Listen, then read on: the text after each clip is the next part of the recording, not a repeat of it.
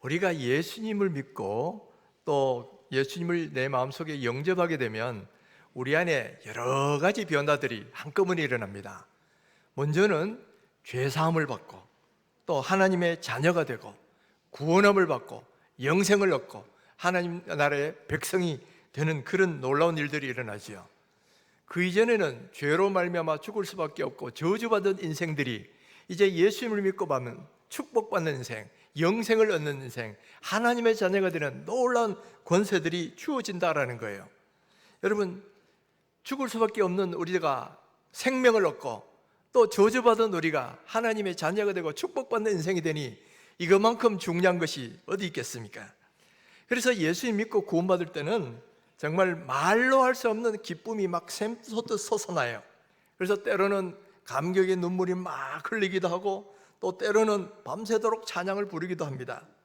주의 말씀 받은 그날 참 기쁜 날이 아닌가. 기쁜 날 주 나의 죄 다 씻은 날. 제가 시간 관계상 축약에서만 불렀습니다. 근데 여러분, 이 찬송이 정말 구원의 감격이 느껴지는 사람들은 저절로 나오게 돼요. 저도 과거에 청소년기에 수련회 가서 은혜 받고 막 밤새도록 기도하고 밤새도록 이 찬송을 불렀다가 새벽에 목이 다신 그런 적도 있었어요.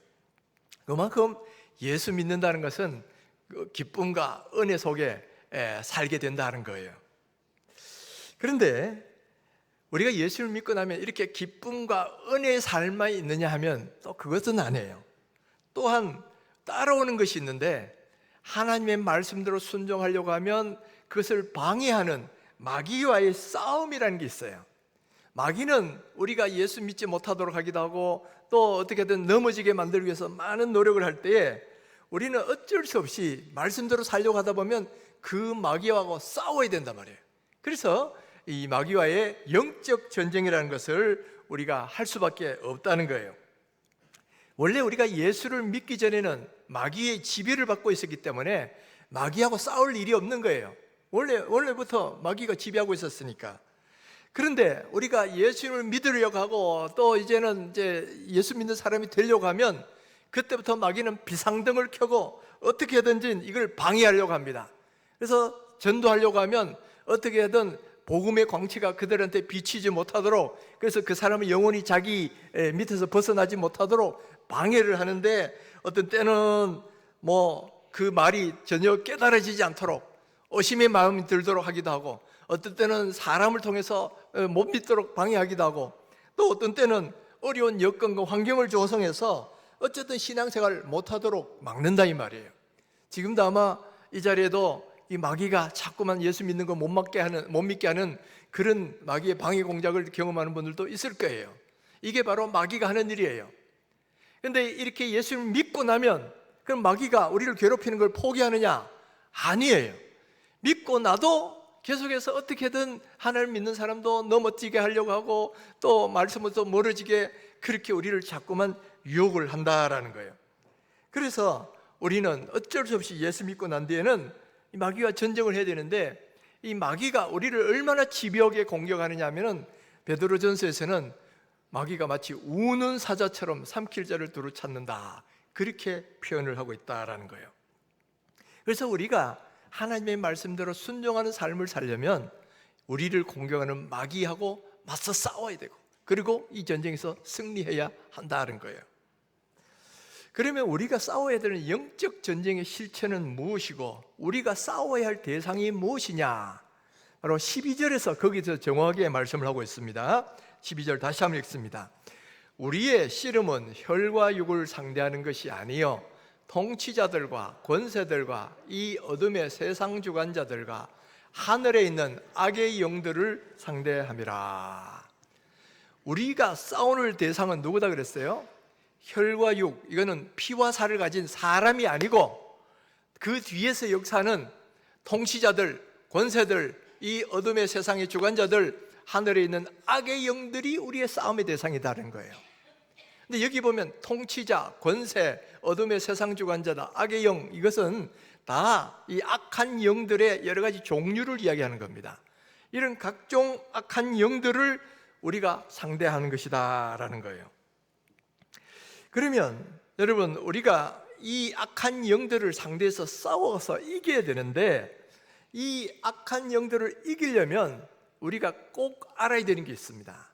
바로 이들이 어떤 존재인지를 알아야 되고, 그 다음에 이들이 잘 쓰는 전략이 무엇인지를 알아야 잘 대응을 할 수 있다는 거죠. 우리가 옛날 손자병법에 보면 그런 말이 나오죠. 지피지기면 백전백승이다.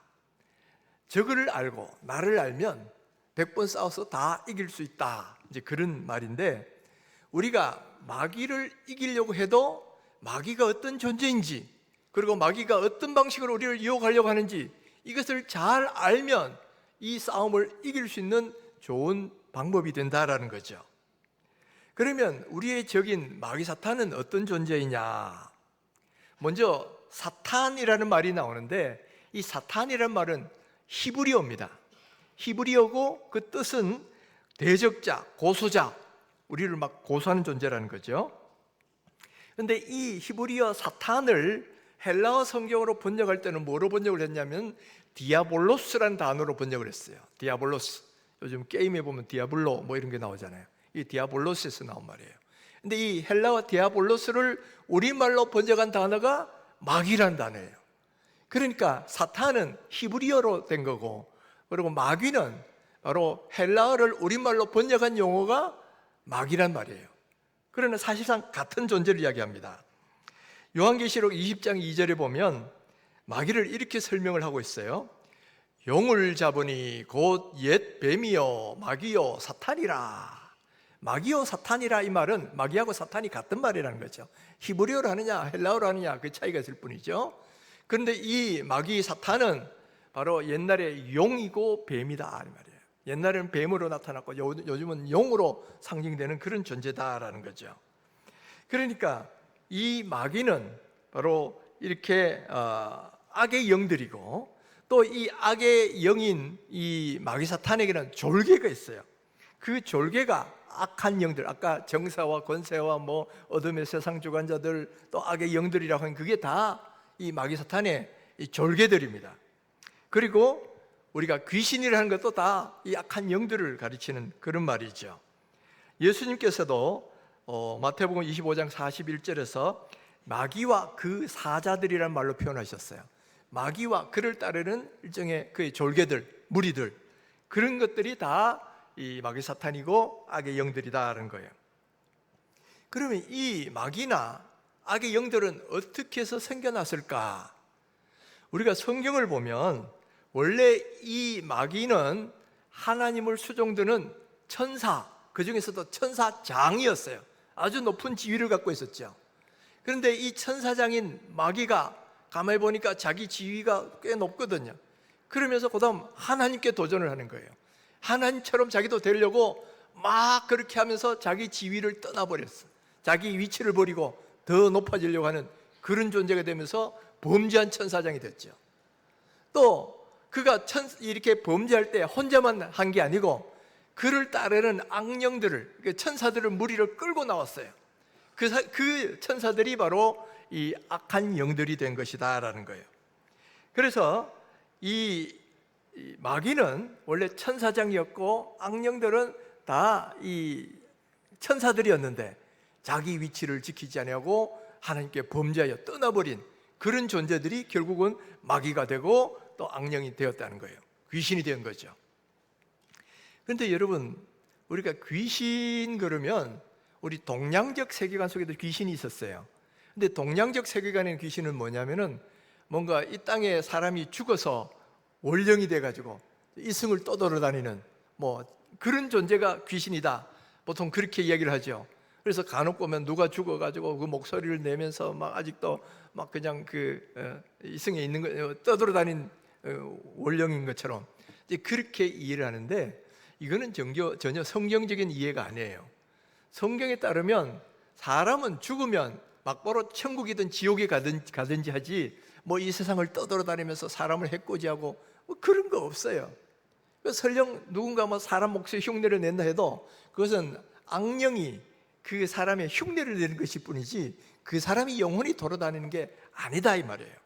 그래서 이거는 우리가 동양적으로 오랫동안 사로잡힌 이 세계관이기 때문에 동일한 귀신이란 말 들으면 또 그런 식으로 이해하기 쉬운데, 그것이 아니고 성경적으로 보면 이거는 원래 타락한 천사들이 마귀를 따라나서 이렇게 악한 일을 하는 그런 존재들이 바로 악령들이고 귀신들이다라는 거예요.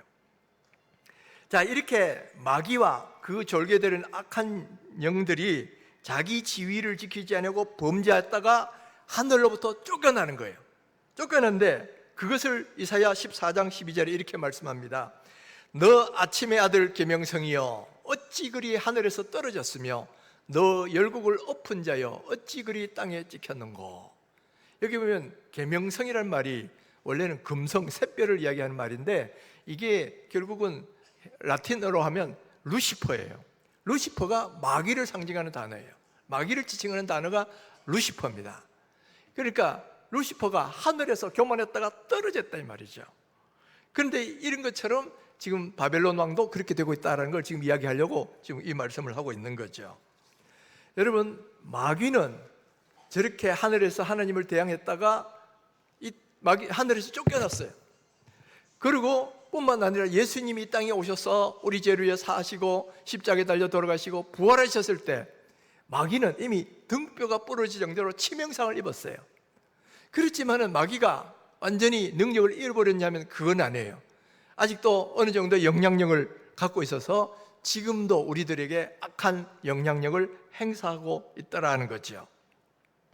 그러나 이 마귀나 악한 영들도 예수님이 다시 오는 재림 때가 되면 완전히 최후 심판을 받아서 영원한 불못에 던져져서 영원한 형벌을 받게 됩니다. 요한계시록 20장 10절에 마귀의 운명을 이렇게 말씀합니다. 또 그들을 미혹하는 마귀가 불과 영못에 던져지니 거기는 그 짐승과 거짓 선지자도 있어 세세토록 밤낮 괴로움을 받으리라.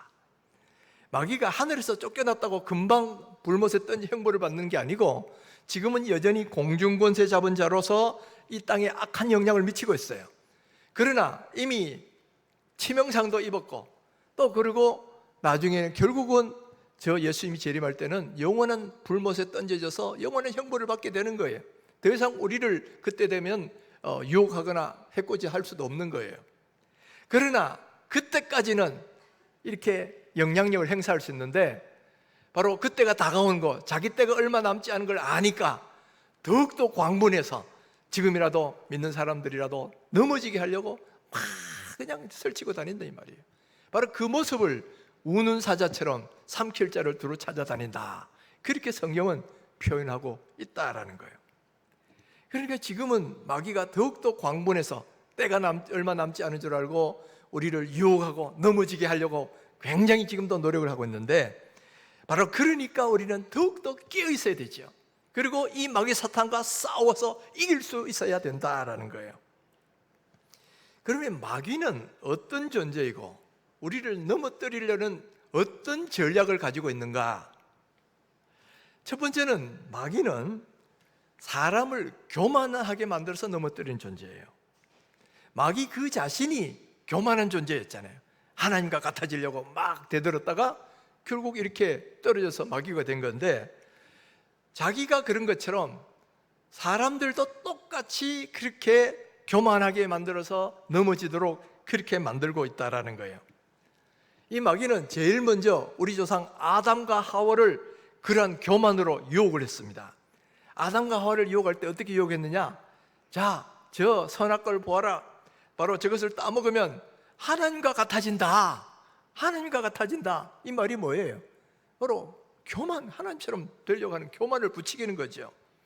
그런데 이 마귀의 유혹에 불행하게도 우리 조상 아담과 하와가 넘어가 버렸어요.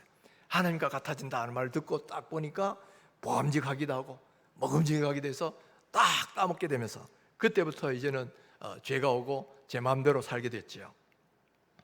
여러분, 오늘날 하나님을 믿지 않는 사람들은 다 이런 유혹을 받고 있어요.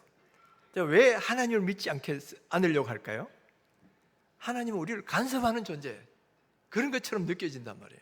그러니까 하나님 없이 내 마음대로 한번 편하게 살아보자 이거죠. 런던에서 무신론자 협회가 있는데 거기서 뭐라고 홍보물을 했느냐면 런던의 유명한 버스에다가 이렇게 써붙였다 그래요. 아마도 하나님은 계시지 않을 겁니다. 그러니까 안심하고 사세요. 안심하고 사세요. 이 말은 뭡니까? 하나님 있으면 뭐 두려우니까 뭐 그렇게 함부로 못 살잖아요. 그러니까 뭐라고 했냐면 하나님 계시지 않을 겁니다. 그러니까 안심하고 사시라 이 말이죠. 이게 바로 하나님 없이 내 마음대로 살려고 하는 인간들의 교만을 그대로 보여주는 그런 말들이에요. 사탄은 지금도 하나님 없이 내 마음대로 살게 하려고 이렇게 사람들을 믿지 않도록 복음의 광채를 가려도록 지금도 역사하고 있어요. 이렇게 안 믿는 사람만 교만하게 만드는 게 아니고 그다음 믿는 사람들도 교만하게 만들어서 넘어지게 하려고 하는 겁니다. 역대상 21장 1절에 보면 사탄이 일어나 이스라엘을 대적하고 다윗을 충동하여 이스라엘을 계수하게 하니라, 이런 말씀이 나와요. 이 말씀이 무슨 뜻이냐면은 사탄이 다윗의 마음을 충동질해가지고 교만한 마음을 갖도록 만들었다는 거예요. 지금 원래 사람의 숫자를 계수하는 것 자체는 꼭 나쁘다고 말할 수 없어요. 그런데 문제는 동기야. 지금 다윗은 뭐냐면 한창 나라가 강성하니까 우리나라 군 인구가 얼마가 됐는지 이 인구를 의지해가지고 막 뭔가를 떨쳐보겠다, 이런 마음을 마귀가 넣어줘가지고 그런 마음으로 이스라엘의 인구수를 조사했다는 이야기예요. 그러니까 하나님을 의지해야 되는데 하나님을 의지하기보다는 그 국력, 인구수 이런 걸 의지하려고 이게 인구조사를 하게 만들었는데 이것이 하나님 보시기에 잘못됐다는 거예요. 나중에 그래서 책망도 받고 또 많은 어려움도 당하는데 바로 마귀가 그 일을 하겠다는 거예요. 교만한 마음 넣어가지고 너 인구가 얼마나 많은지 국력이 얼마나 강한지 한번 조사해봐, 막 충동질했다는 거죠.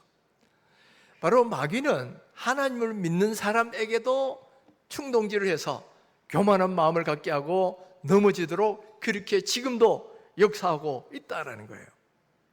여러분, 오늘날 우리들 속에도 마귀는 교만한 마음을 넣어주려고 하는데 언제가 우리가 제일 교만해지기 쉽고 넘어지기 쉬우냐? 하는 일이 잘 될 때, 그리고 점점 높은 자리로 올라갈 때, 그리고 사람들의 칭찬이 막 쏟아질 때, 그럴 때가 사실은 제일 교만해지기 쉽고 제일 넘어지기 쉬우고 그때 마귀가 제일 역사를 많이 해요. 여러분, 마귀가 천사장일 때에 자기 지위가 천사장이 좋은 높은 지위에 있을 때 하나님과 같아지려고 한 거거든요. 또 다윗이 국력이 한창 강성해지고 힘이 있으니까 우리나라 인구가 얼마냐 하고 조사하려고 했다 이 말이에요. 그러니까 다 잘 될 때, 강성할 때 바로 이런 교만의 마음을 넣어주려고 했다는 거죠. 그러니까 여러분, 우리가 하는 일이 잘 될수록, 지위가 점점 높아질수록, 또 다른 사람이 칭찬을 많이 받을수록, 그럴 때일수록 여러분 기도하셔야 돼요. 내가 교만하지 않고 겸손해지도록 그렇게 기도해야 되는 게, 그때가 바로 마귀가 우리를 노릴 때인 거예요.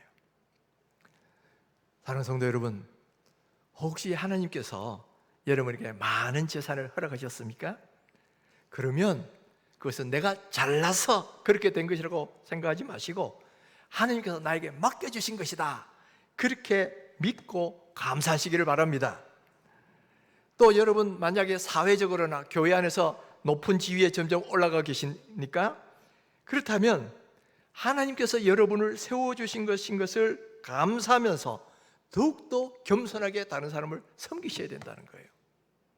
또 여러분 가운데 큰 일을 하고 큰 업적을 남겨서 다른 사람들로부터 막 칭찬을 받을 수 있는 그런 상황에 있다면 여러분, 그럴수록 그 영광을 하나님께 돌려드리시고 여러분에게는 그 영광이 돌아가지 않도록 그런 마음으로 대하셔야 된다는 거예요.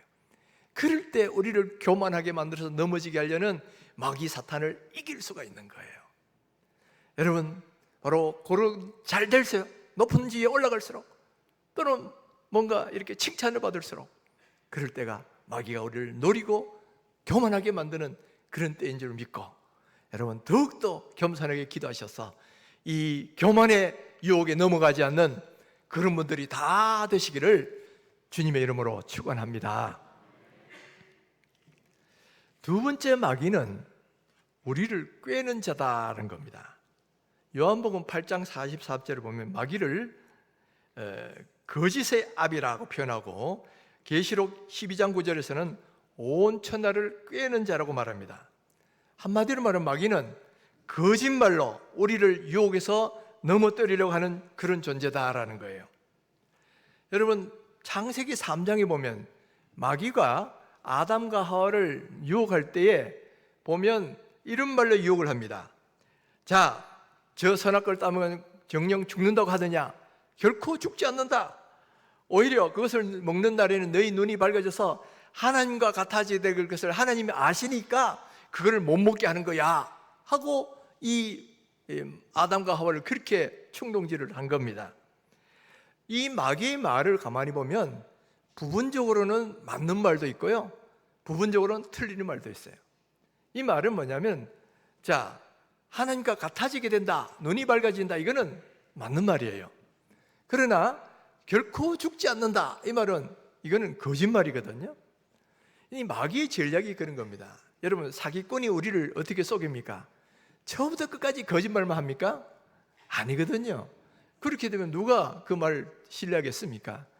대부분 사기꾼들이 하는 전략은 뭐냐면, 처음에는 몇 가지 진실을 이야기해가지고 사람을 안심시키고 믿을 수 있도록 만들어줘요.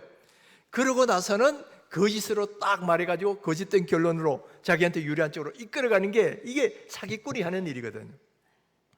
이단도 똑같습니다. 이단도 처음부터 끝까지 다 거짓말만 하는 게 아니에요.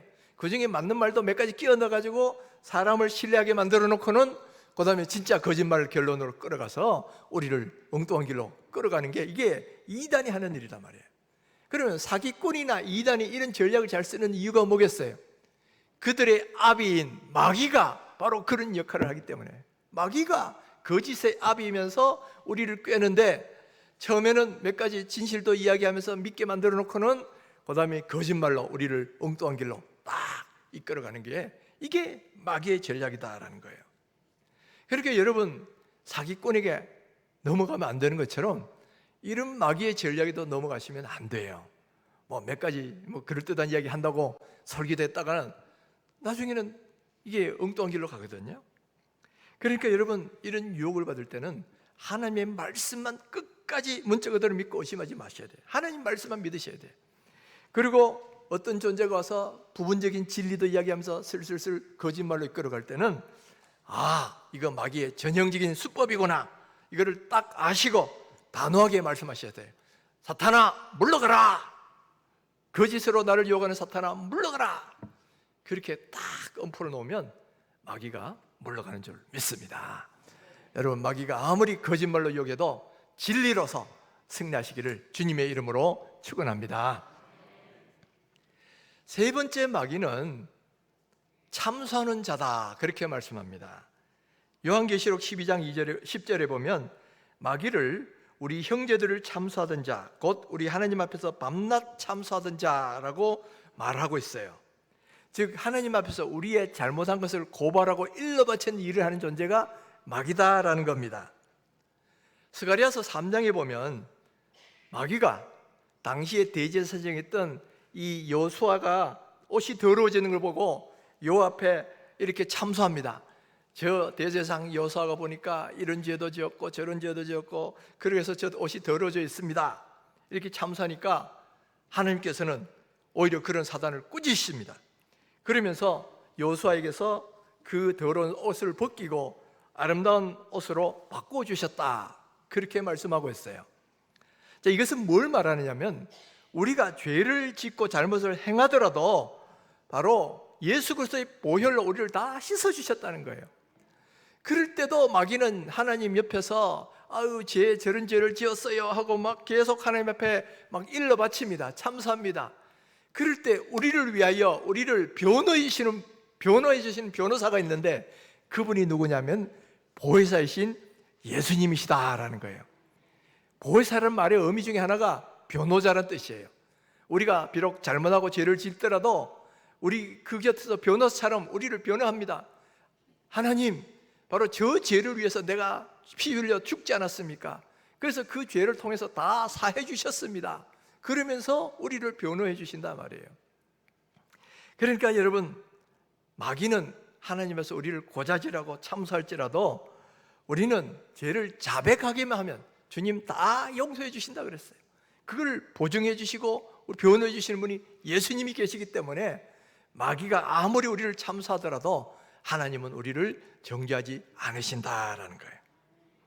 여러분, 이걸 믿으시기 바랍니다. 하나님 앞에서 마귀가 아무리 고자질해도 예수님이 우리를 변호해 주시니까 우리는 여전히 하나님 앞에 설 수 있는 존재가 된다는 거예요. 그런데 이 마귀가 그것으로는 안 되니까 사람들 마음속에도 끊임없이 죄책감을 넣어줍니다. 그래서 너 이 죄 지었지 하고 죄책감을 끊임없이 넣어주고 괴롭히는 거예요. 그래서 사람 죄를 지으면 너 목사야, 너 장로야, 너 성가대야, 그러고도 뭐 찬양할 수 있니? 뭐 이러면서 우리를 막 괴롭힌다 이 말이에요. 그런데 그럴 때도 바로 우리 하나님은 우리를 다 용서해 주신다는 거예요. 이걸 믿으셔야 되는 거예요. 여러분, 마귀가 옛날에 가룟 유다에게 바로 이런 죄책감을 넣어줬습니다. 너 무지한 자의 피를 팔았지. 그러면서 막 자기 스승을 팔았던 가룟 유다를 괴롭히니까 너무 죄책감에 못 느껴 가지고 그냥 회개하지도 않고 그냥 스스로 목숨을 끊고 말았잖아요. 이게 바로 마귀가 주는 죄책감이에요. 하나님은 우리에게 뭐라고 말씀하냐면 죄를 지어도 자백하면 예수님의 보혈로 다 씻어주신다 그랬거든요. 그러니까 우리가 죄를 짓고도 주님 앞에 회개만 하면 주님 다 용서해 주셔요. 그리고 예수님이 그걸 다 변호해 주셔요. 그리고 우리 안에 있는 모든 죄책감도 다 사라지게 만들어 주신다는 거예요. 예수 믿고 죄를 회개하고 난 뒤에도 죄책감이 남아있다면 그 죄책감은 하나님께로부터 온 것이 아니고 마귀로부터 온 거예요. 마귀가 하나님이 우리 죄를 용서하신 것을 못 믿게 만들고 끊임없이 너 죄 지었지 하면서 우리를 막 그냥 뼈가 바짝 마르도록 그렇게 만들고 있던 거예요. 여러분, 잘못을 하더라도 주님 앞에 죄를 자백하십시오. 하나님, 내가 이런 또 죄를 지었습니다. 용서해 주시사요 하고 자백하기만 하면 그는 미쁘시고 어로사 우리 죄를 사시며 모든 불에서 깨끗게 하실 것이라 고 분명히 예수님 말씀하셨어요. 여러분, 이걸 믿고 자백한 죄에 대해서는 여러분 평안하게 죄책감을 가지실 필요가 없다. 바로 이것은 마귀가 넣어주는 거다라는 거예요. 여러분, 우리 예수님이 우리 모든 죄를 다 사하셨음을 믿으십시오. 그리고 죄를 지으면 즉시 하나님께 자백하세요.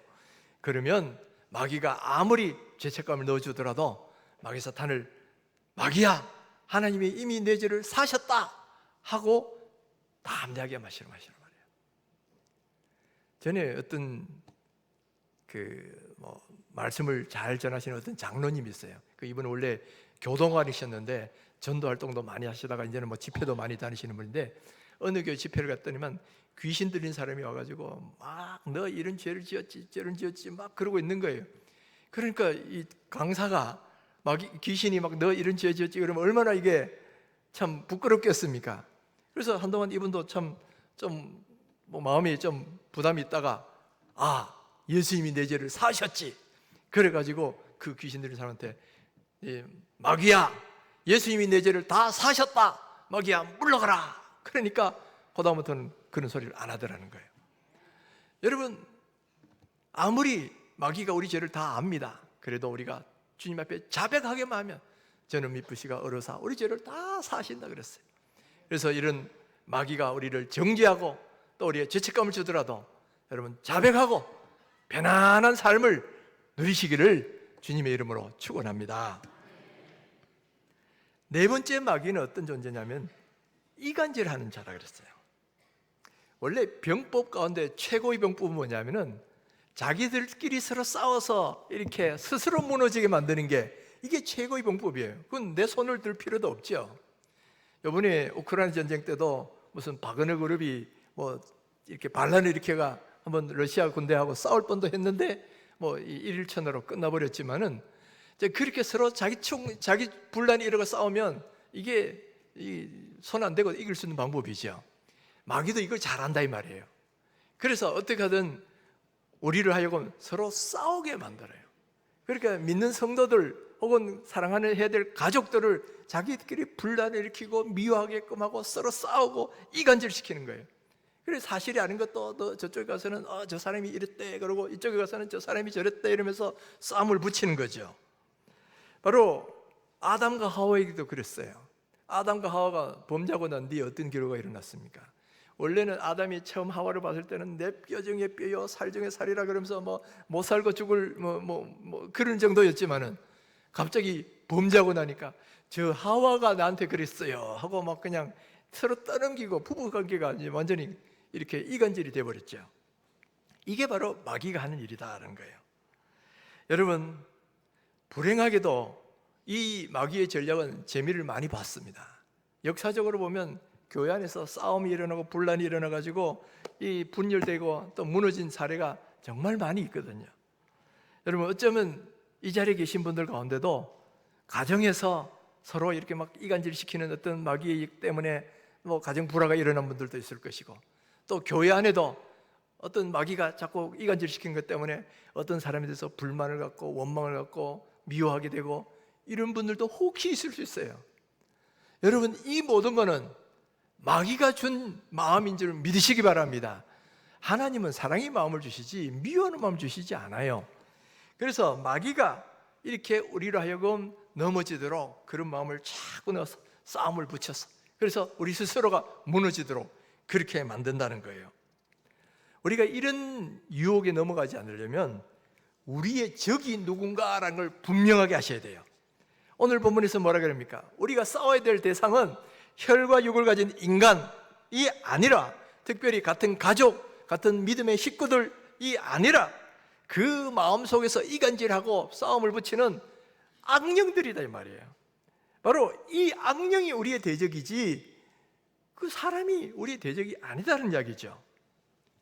과거 그 007 시리즈가 오랫동안 나왔지 않습니까? 과거 미소 냉전이 한창 할 때는 주로 어떤 내용이 나왔냐면 범죄 집단이 미국과 소련을 서로 핵전쟁 하도록 붙이는 거예요. 그러면 이 007 제임스 본드가 막 활약을 하면서 이 싸움을 붙이려는 존재가 누구냐 이거를 발견해서 그 전쟁을 못 일어나도록 막는 그런 내용들이 많이 나오잖아요. 바로 우리도 우리를 이간질시키는 그 존재가 누군지를 잘 분별하셔야 돼요.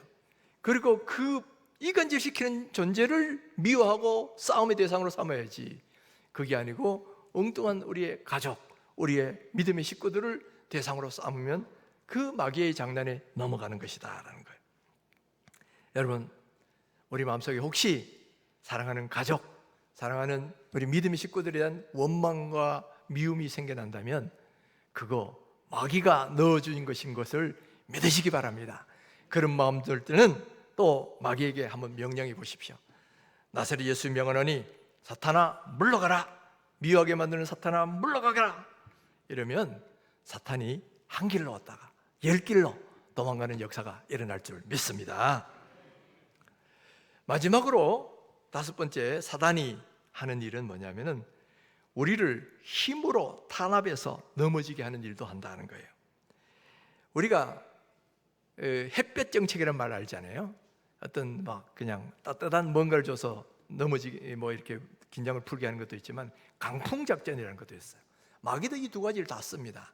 첫째는 우리를 다 유혹해서 막 맛있는 걸로 막 넘어지게 하는 이런 전략을 쓰기도 하지만은 어떤 데는 막 탄압을 하고 어려움을 줘가지고 혹독한 시련을 줘서 우리를 넘어지게 하려는 그런 일도 마귀는 한다라는 거예요. 대표적으로 보면 욥을 시험할 때 어떻게 했습니까? 그 많은 재산들이 하루아침에 다 날아가게 만들었어요. 또 10명이나 되는 자녀들이 하루아침에 다 죽음을 당합니다. 그리고 그 몸에는 악창이 나서 막 괴롭게 몸을 들들 끌어야 되는 그런 아픔이 있고요. 그리고 가까워야 될 아내나 친구들마저도 등을 돌리는 그런 아픔이 일어나지요. 바로 이게 마귀가 그런 고통을 우리에게 넣어준 것이라는 거죠. 그런데 이럴 때도 여러분 넘어가시면 안 돼요. 마귀는 우리를 막 힘들게 하려고 하는 일도 안 되게 하고, 또는 그 다음에 이렇게 여러 가지 어려움이 겹치도록 하고, 사건 사고가 일어나게 만들고, 몸에는 병이 들게 만들고, 인간관계를 막 그냥 흐려지게 만들고, 이런 어려움을 막 줍니다. 그래서 하나님을 원망하게 만들죠. 하나님이 계시다면 어찌 나한테 이럴 수가 있어? 내가 얼마나 하나님을 잘 섬겼는데 어찌 이렇게 할 수 있어? 이렇게 하나님을 원망하도록 만들죠. 그러고 나아가서는 정말 하나님이 계시긴가 한 걸까? 뭐 이런 의심도 들도록 만드는 것이 이게 마귀가 하는 전략이다 이 말이에요. 여러분, 어려움 때문에 고통당할 때도 결단코 하나님의 사랑을 의심하지 마세요. 하나님이 계심을 의심하지 마세요. 하나님은 그때도 우리를 지키고 보호하고 계신 거예요. 그리고 욥이 나중에 그 모든 고난 속에서도 하나님을 원망하지 않고 믿음을 잘 지키니까 하나님이 나중에 어떻게 해주십니까? 때가 되니까 그에게 싸매시고 고치시되 2배로 축복을 주시더라는 거죠. 여러분, 때로는 우리에게도 고난을 주고 어려움을 줘서 하나님을 비방하고 원망하도록 그렇게 마귀는 우리를 유혹을 하고 있을 때도 여러분, 시험에 넘어가지 마시기 바랍니다. 끝까지 인내하고 버티면, 그리고 이 욥처럼 하나님 믿음 안에 서면 때가 되면 하나님께서 싸매시고 고치시는 날이 와요. 그리고 그때는 그전보다도 더 많은 것, 2배, 3배의 축복으로 갚아주신다라고 했습니다. 그러니까 마귀가 우리를 이렇게 어려움을 줘서 우리의 믿음을 떨어지게 할 때도 여러분, 하나님을 원망하거나 불평하지 마시고 그것은 마귀가 주는 거예요. 꼭 하나님을 신뢰하고 믿음 안에 붙어 있으면 나중에는 좋은 날 옵니다. 하나님이 2배로 3배로 갚아주시는 그런 날이 올 것이다 라는 거예요. 여러분, 마귀는 이와 같은 전략을 씁니다. 때로는 교만하게, 때로는 이간질시키고, 때로는 거짓말로 넘어지게 하고, 때로는 이렇게 힘으로 탄압하게 하고, 뭐 이런 여러 가지 전략을 쓸 때 저것이 마귀가 잘 쓰는 전략이구나, 이러면 이걸 인지하십시오. 그를 깨달아 하시고 깨어 기도하셔야 돼요. 이 마귀가 싸워 있으려면 결국 우리의 무기는 말씀과 기도예요. 그래서 기도로 깨어 있으면 마귀의 권세를, 마귀의 유혹들을 판단할 수 있는 분별력이 생기고요, 그 다음에 기도하면 성령의 능력으로 마귀 권세를 이길 수 있게 되고, 또 성경이 우리의 진리를 알려주셔서 우리를 진리가 원대로 인도하시게 된다라는 거예요. 여러분, 지금 우리에게도 마귀 사탄이 이 순간에도 우리를 딱 노리고 유혹하고 협박하고 있을 수 있어요. 그럴 때도 이것은 마귀가 주는 것이구나. 궁극적으로는 예수님이 마귀의 시험을 이기셨죠? 우리 대장 예수님이 이기셨다면 우리도 마귀를 이길 수 있어요. 마귀가 아무리 씀세다 해도 하나님보다 더 힘셀 수 없다 이 말이에요. 하나님이 우리 편이 되셔서 나를 지키시고 보호하시면 이 마귀의 유혹과 위협을 능히 이길 수가 있다라는 거예요. 이것을 믿으시고 깨어 기도하셔서 하나님의 말씀으로 승리하시는 그런 귀한 성도님들 다 되시기를 주님의 이름으로 축원합니다.